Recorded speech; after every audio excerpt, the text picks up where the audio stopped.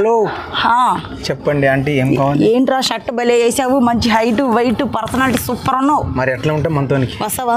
వస్తా. ఎంత?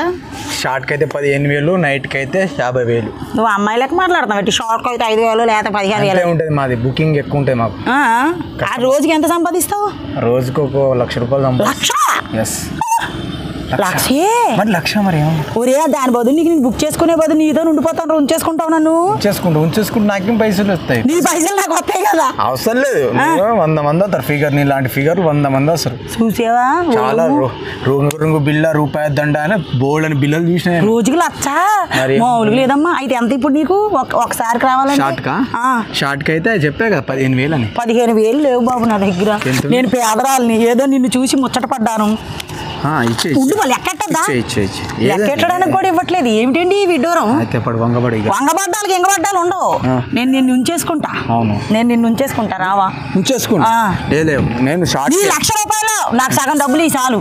నీకు వంట ఇచ్చుడేంది? నాకు అవసరం లేదు. వంట చేసి పెడతా. మంది ఉన్నారు. ఏం పర్లేదు రా.